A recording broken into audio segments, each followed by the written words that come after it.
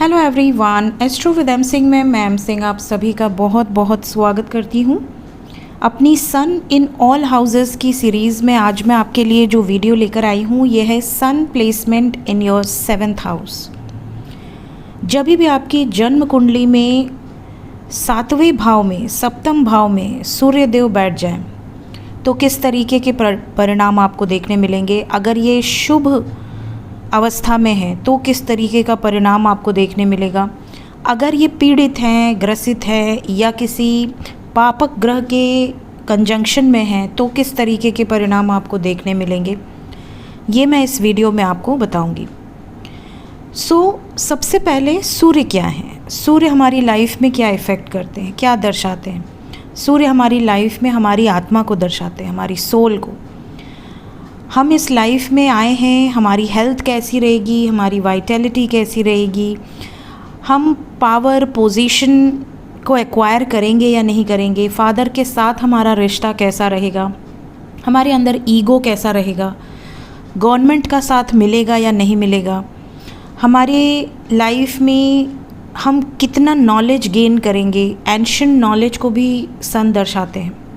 हमारा will power कैसा रहेगा, हमें नेम फेम पावर पोजीशन मिलेगी या नहीं मिलेगी, ये सब हम सूर्य से देखते हैं।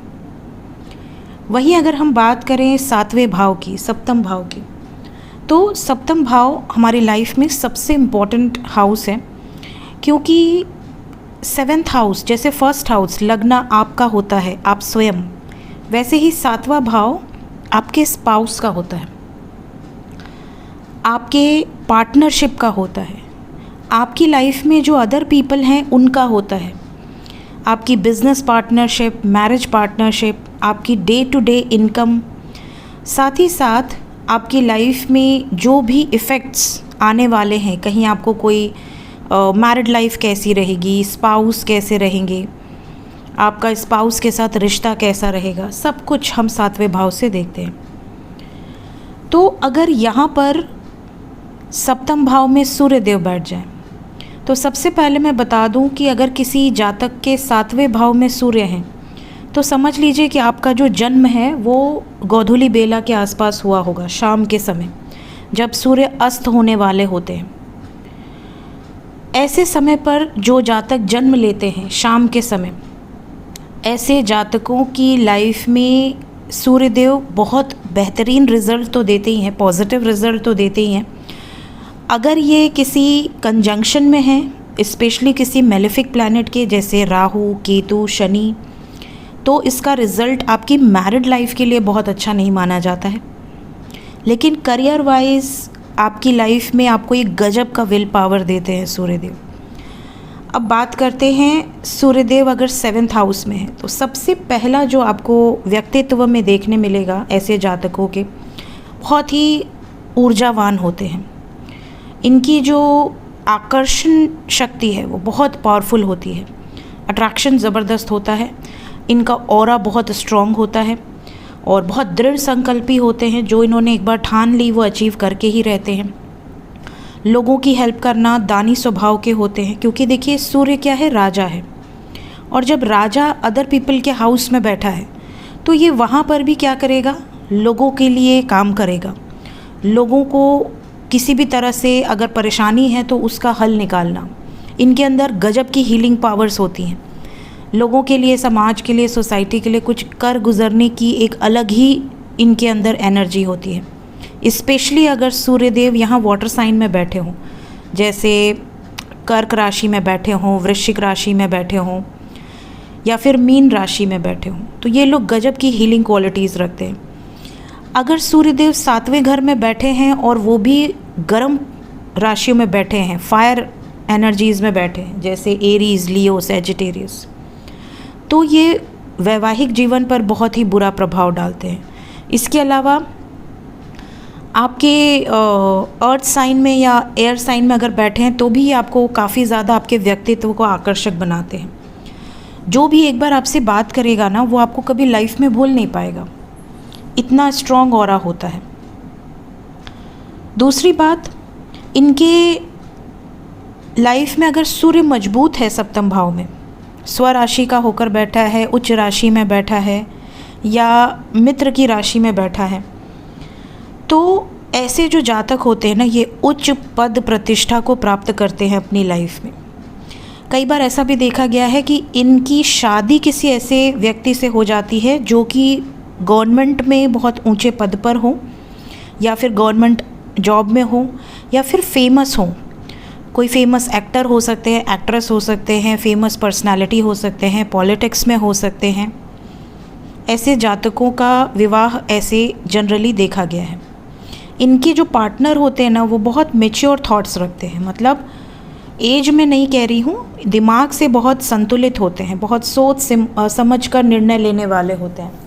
ज़्यादातर ऐसे जातकों की जिनकी साथ शादी होती है, उनके स्पाउस बिजनेस माइंडेड होते हैं और बहुत ज़्यादा चांसेस हैं कि बहुत पावरफुल व्यक्तित्व के मालिक होते हैं। उनके अंदर एक राजा जैसी क्वालिटी होती है।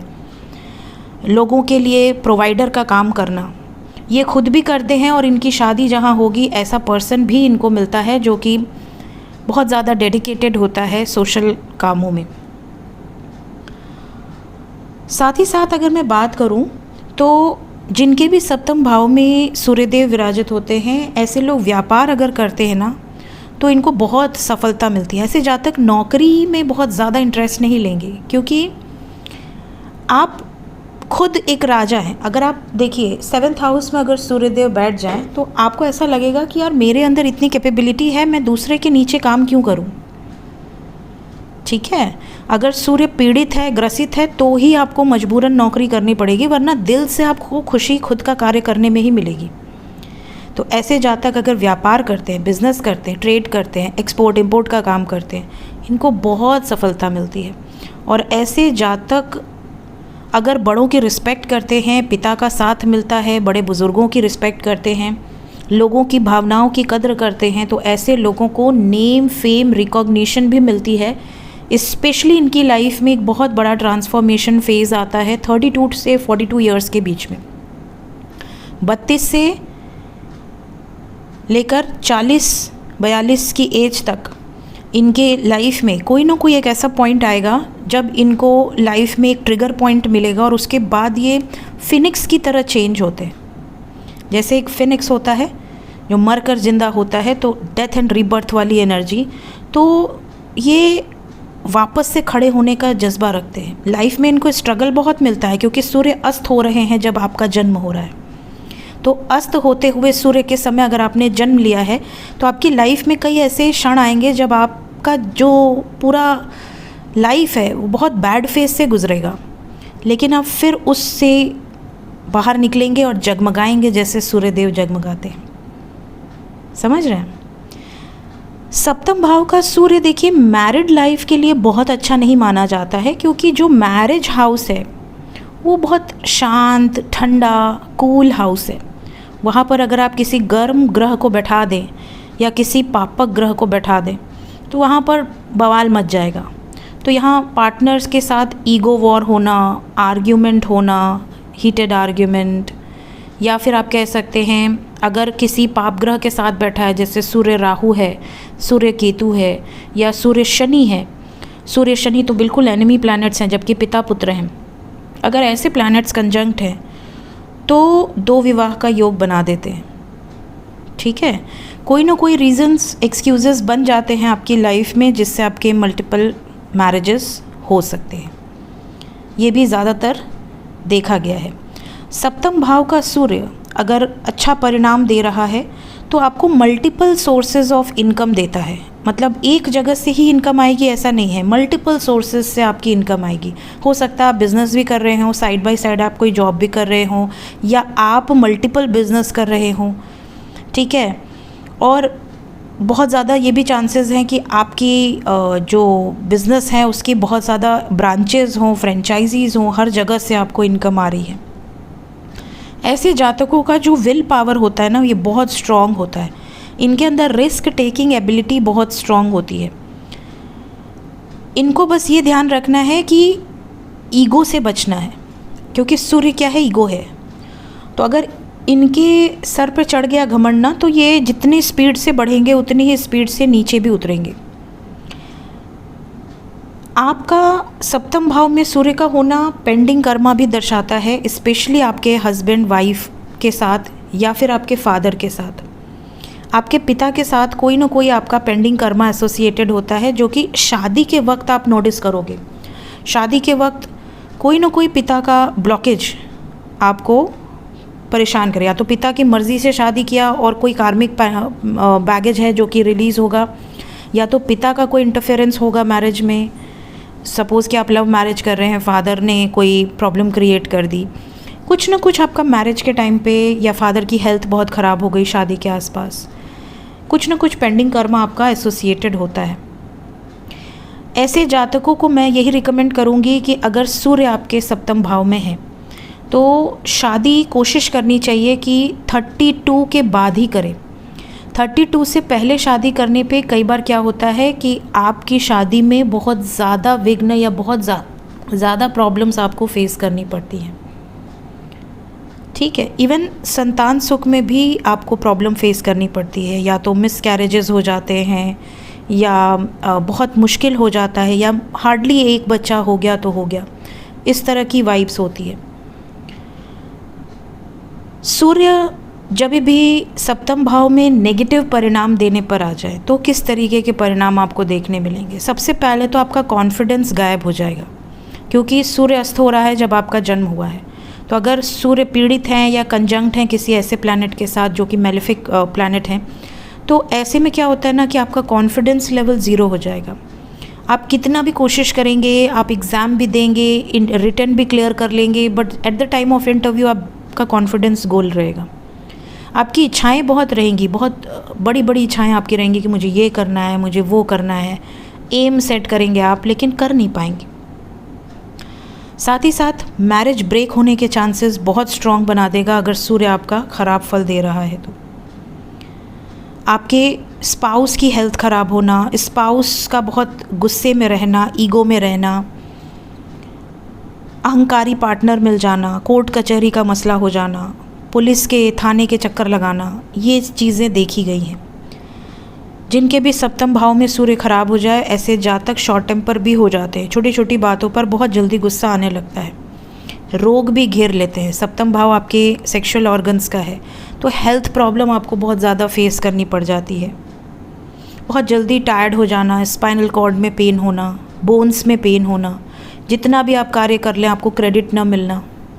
कोई फीमेल है जो पूरे दिन घर का काम कर रही है बट उसको 0% क्रेडिट मिल रहा है। नहीं, आपने क्या किया ही क्या आपने, या आपने ऑफिस में बहुत काम किया लेकिन आपका बॉस आपको क्रेडिट ही ना दे, क्रेडिट किसी और को मिल जाए।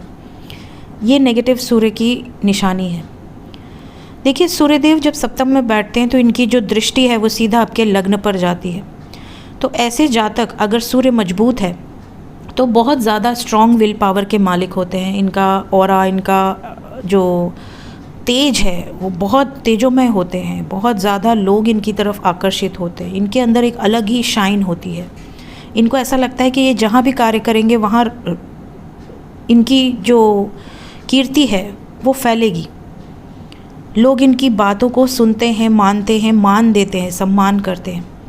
इनको पीस ऑफ माइंड देखिए सप्तम भाव से ही आना है, क्योंकि सूर्य आपकी सोल है, आपका आत्मा कारक है, नेचुरल आत्मा कारक। तो जब सूर्य सप्तम में है, अगर आपका सप्तम खराब हो गया तो आपका लग्न ऑटोमेटिकली आपको ख़राब रिजल्ट देगा। ऐसे में आपको ये देखना है कि जुपिटर कहाँ बैठे हैं। अगर जुपिटर की दृष्टि आपके सप्तम पर पड़ रही है तो डेफिनेटली यहाँ पर आपको ब्लेसिंग्स मिल जाएंगी।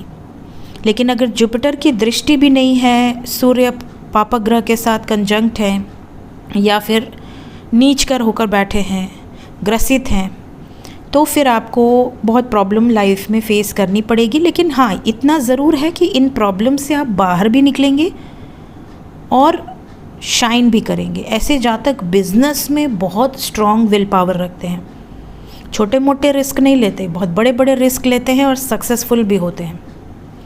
सो ये थी गाइस मेरी एक छोटी सी रिसर्च। सन अगर आपके 7th हाउस में है तो किस तरीके के इन जनरल परिणाम आपको देखने मिलेंगे।